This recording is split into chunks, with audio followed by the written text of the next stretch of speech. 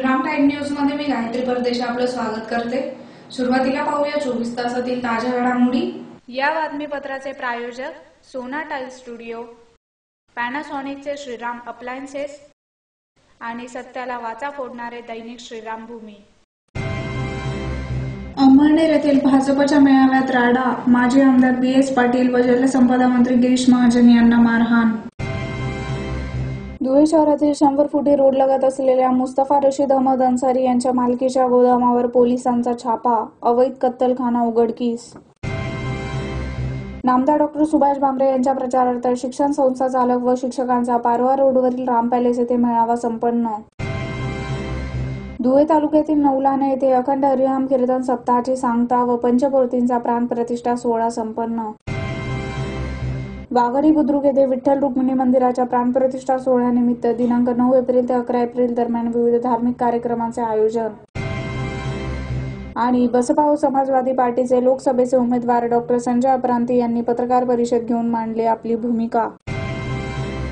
आता बातमीपत्र विस्ताराने। अंमळनेर येथील भाजपच्या कार्यकर्ता मेळाव्यात जोरदार राडा झाला असून भाजपचे जिल्हाध्यक्ष उदय वाघ आणि समर्थकांनी पक्षाचे माजी आमदार BS पाटील यांना मारहाण केली। यावेळी जलसंपदा मंत्री गिरीश महाजन यांनाही मारहाण झाली। अंमळनेर येथे भाजपच्या मेळाव्यात जोरदार राडा झाला असून भाजपचे जिल्हाध्यक्ष उदय वाघ आणि समर्थकांनी माजी आमदार BS पाटील यांना व जलसंपदा मंत्री गिरीश महाजन यांना मारहाण केली। अंमळनेर येथे बुधवारी सायंकाळी 5च्या सुमारास भाजप कार्यकर्ता मेळाव्याचे आयोजन करण्यात आले होते। यावेळी उदय वाघ आणि BS पाटील यांच्यात शाब्दिक चकमक झाली व वादाचे पर्यावसन हाणामारीत झाले। यावेळी चपला बुटांनी एकमेकांना मारहाण करण्यात आली। यावेळी मंचावरील जलसंपदा मंत्री गिरीश महाजन यांनाही मारहाण झाली।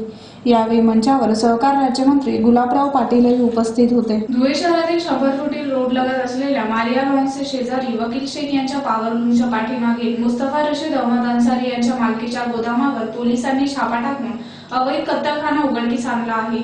या कारवाईत 3 टन गोमांस, आयशर वाहन यांच्यासह 8,82,000 रुपयांचा मुद्देमाल जप्त करण्यात आला असून 2 जणांना ताब्यात घेण्यात आले आहे। धुळे शहरातील 100 फुटी रोड लगत असलेल्या मारिया लॉन्सचे शेजारी वकील शेख यांच्या पॉवरलूमच्या पाठीमागील मुस्तफा रशीद अहमद अन्सारी यांच्या मालकीच्या गोडाऊनमध्ये पोलिसांनी छापा टाकून अवैध कत्तलखाना उघडकीस आणला आहे।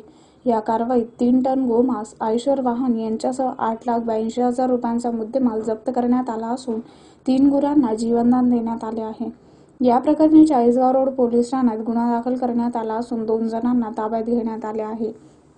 याबाबत अधिक माहिती अशी की धुळे शहरातील 100 फुटी रोड लगत असलेल्या मारिया लॉन्सचे शेजारी वकील शेख यांच्या पॉवरलूमच्या पाठीमागील मुस्तफा रशीद अन्सारी यांच्या मालकीच्या गोडाऊनमध्ये गाय व बैलांची कत्तल करून सदरचे मांस हे विल्हेवाट लावण्याच्या उद्देशाने वाहतूक करण्याच्या तयारीत असल्याची माहिती उपविभागीय पोलीस अधिकारी सचिन हिरे यांना मिळाली होती।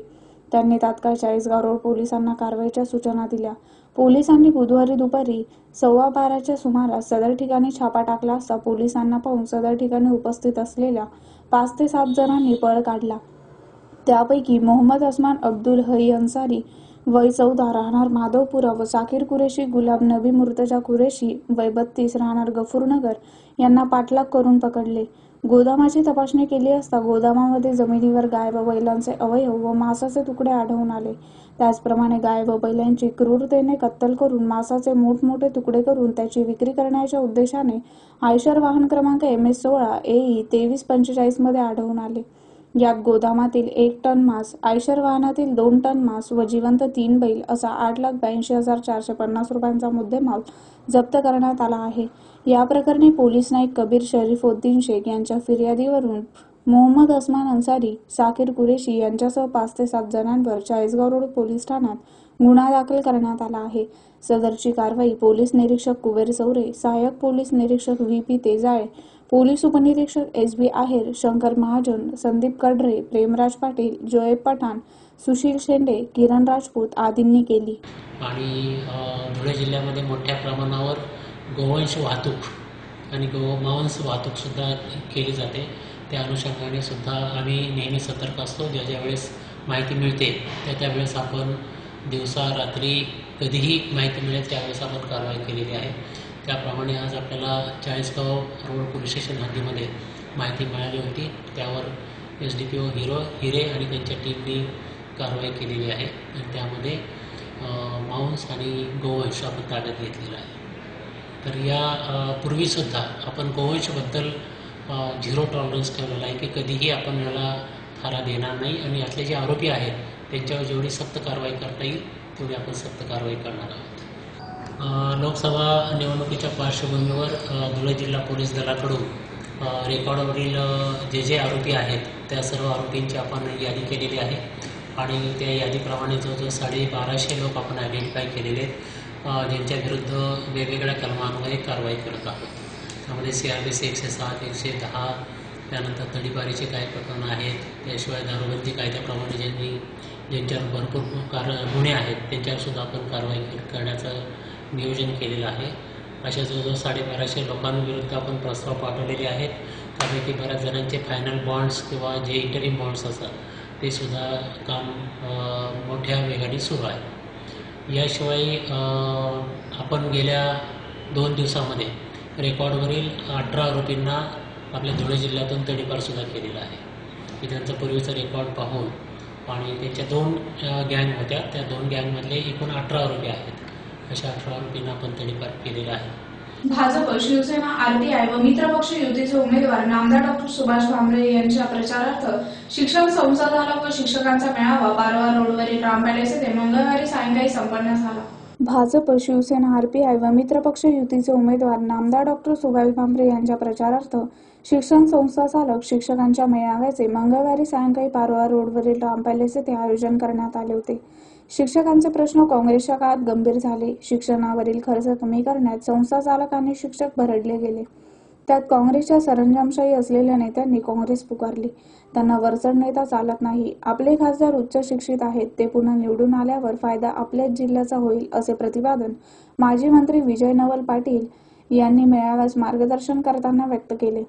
यावेळी माजी जिल्हा परिषद अध्यक्ष मनोहर भदाने, संरक्षण राज्यमंत्री नामदार डॉ. सुभाष भामरे यांनीही मार्गदर्शन करताना काँग्रेस आघाडीचे कुणाल पाटील व अनिल गोटे यांच्यावर जोरदार टीका केली.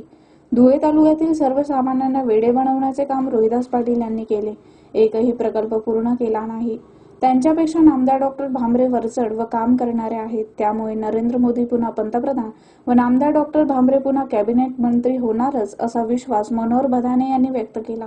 यावेळी नामदार डॉ. सुभाष भामरे, माजी मंत्री विजय पाटील, गजानन पाटील, मनोहर भदाने, धनराज विस्पुते, डॉ. माधुरी बाफना, हेमंत घरटे, RR पाटबळ, अतुल अजमेरा, मंगलसिंग गिरासे, डॉ. विपुल बाफना, नगरसेवक हर्ष रेलन, प्रतिभा चौधरी यांच्यासह धुळे तालुक्यासह जिल्ह्यातील अनेक नामांकित शिक्षण संस्था चालक, शिक्षक, शिक्षिका, प्राचार्य, शिक्षिकेतर कर्मचारी मोठ्या संख्येने उपस्थित होते. महाराष्ट्रातील जे कायमस्वरूपी दुष्काळी 15-20 तालुके त्याच्यात आपल्या जिल्ह्यातील तालुके जास्त आहेत. कारण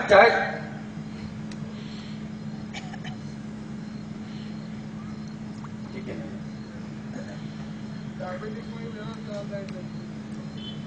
आभारी आहे. आपण आलात, आशीर्वाद दिला, आपला ऋणी आहे. आभार.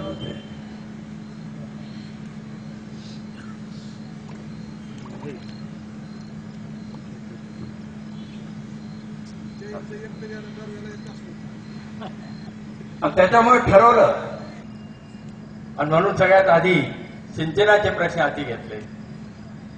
अक्कलपाड्याविषयी गेलं, तुम्ही बघितलं असेल, गेल्या 40 वर्षापासून अक्कलपाड्याचं काम सुरू होतं, पण अक्कलपाडा पूर्ण झालेलं नव्हतं. शेवटचे 550 कोटी रुपये प्रधानमंत्री कृषी सिंचाई योजनेच्या माध्यमातून मोदी साहेबांना विनंती करून ते 550 कोटी रुपये आणले. आज अक्कलपाड्याचं काम पूर्ण झालं, त्याचा डावा कालवा सुद्धा काम पूर्ण झालं. पण सगळ्यात महत्वाचं, सिंदखेड तालुक्यातनं तापी नदी वाहते. तापी नदीवर बॅरेजेस बांधले युती सरकार असताना 25 वर्षापूर्वी, आणि त्या बॅरेजेसमुळे इतकं बॅक वॉटर आहे. आपण शिरपूरला जाताना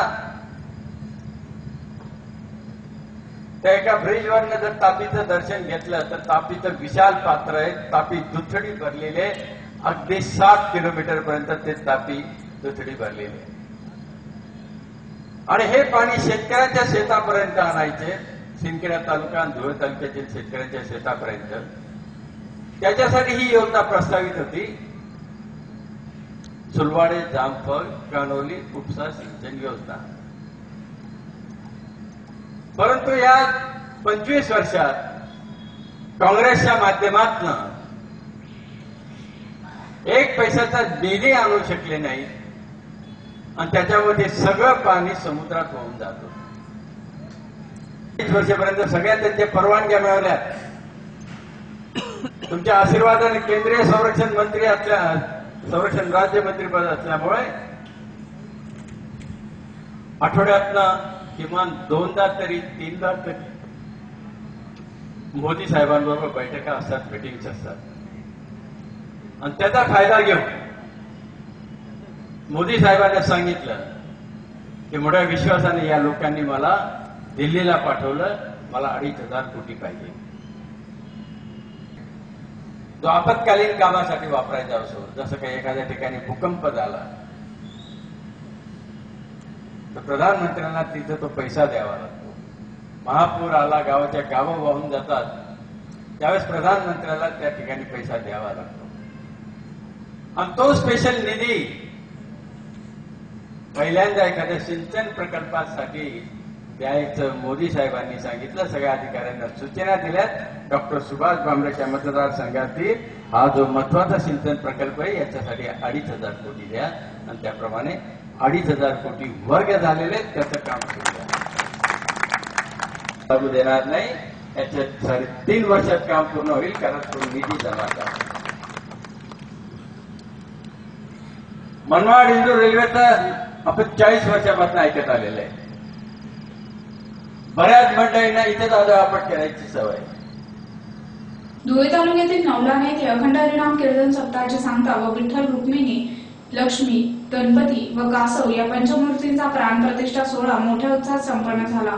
यावेळी महाप्रसादाचे आयोजन करण्यात आले होते. धुळे तालुक्यातील नवलाने येथे अखंड हरिनाम कीर्तन सप्ताहाची सांगता व पंचमूर्ती प्राणप्रतिष्ठा सोहळा मोठ्या उत्साहात संपन्न झाला. आजच्या विज्ञान युगात भावी पिढीतील मानवाच्या नैतिक मूल्यांचे फार मोठ्या प्रमाणात अधपतन होत असून त्यामुळे सत्ता, संपत्ती व भोग प्राप्त असूनही शाश्वत सुख शांती मिळत नाही. अस्थिर, अशांत व दुःखमय जीवनात अध्यात्माची सांगड घालून अखंड हरिनाम चिंतनाद्वारे स्वानंद सुखाची शाश्वत फळबाग फुलवून अखंड आनंद भोगण्याकरिता धुळे तालुक्यातील नवलाने येथे मंदिर बांधण्यात आले आहे. सदर मंदिरात विठ्ठल रुक्मिणी, गणपती, लक्ष्मी व कासव या पंचमूर्तींच्या प्राणप्रतिष्ठा सोहळ्यानिमित्त अखंड हरिनाम सप्ताहाचे 3 एप्रिल ते 10 एप्रिल दरम्यान आयोजन करण्यात आले होते. पूर्ण सप्ताहभर हरिभक्तपरायण भूषण महाराज, हरिभक्तपरायण तुकाराम बाबा, हरिभक्तपरायण ज्ञानेश्वर महाराज, हरिभक्तपरायण युवराज महाराज, हरिभक्तपरायण योगी दत्तानाथजी महाराज, हरिभक्तपरायण लीलाधर महाराज, हरिभक्तपरायण सोपान महाराज यांच्या कीर्तनाचे आयोजन करण्यात आले होते. बुधवारी कळस स्थापना करून हरिभक्तपरायण रवींद्र महाराजांचे कार्याचे कीर्तन झाले. यानंतर महाप्रसादाच्या कार्यक्रमाचे आयोजन करण्यात आले होते. यावेळी परिसरातील ग्रामस्थ व भजनी मंडळ तसेच भाविक मोठ्या संख्येने उपस्थित होते. आम्ही वारकरी संप्रदायाचे असून आमच्या मनात विठ्ठलाविषयी खूप खुदखुद वाटत होतं. आम्ही बाहेरगावी जेव्हा नाम सप्ताहाला जात होतो आणि दुसऱ्या गावाचं मंदिर पाहून आम्हाला खूप आनंद वाटायचा. पण आम्ही दरवर्षी त्या मंदिराविषयी आमच्या गावात मांडणी केली जायची, पण त्या प्रकारे काही आम्हाला प्रतिसाद मिळत नव्हता.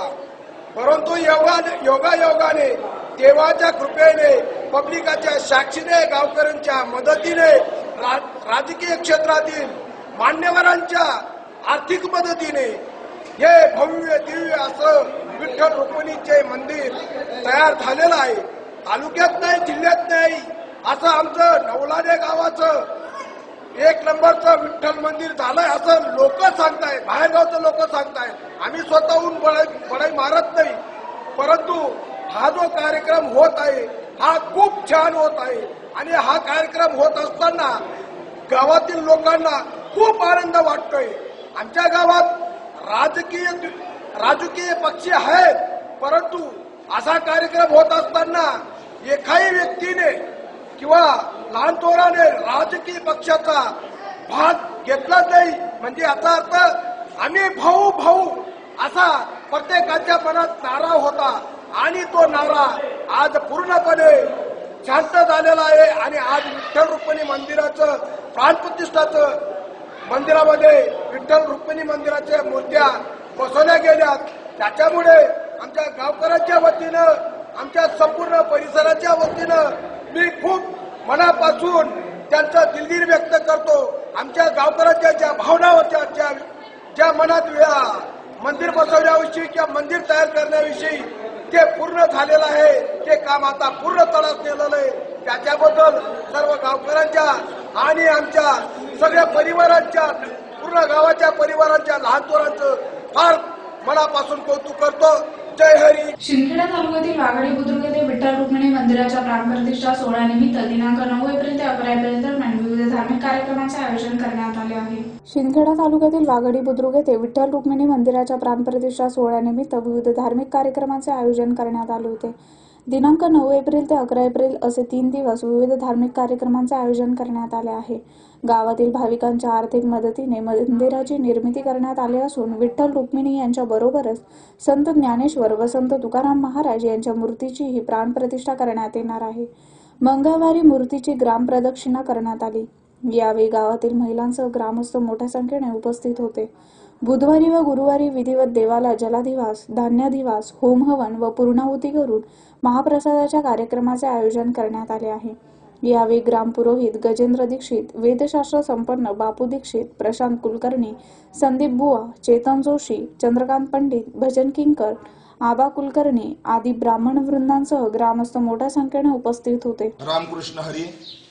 वाघाडी बुद्रुक सोनगिर येथे 9, 10, 11 अशी विठ्ठल रुक्मिणी, तुकाराम महाराज, त्यानंतर संत ज्ञानेश्वर माऊली यांची प्राणप्रतिष्ठा सोहळा, कलशारोहण याचा कार्यक्रम करण्यात येत आहे.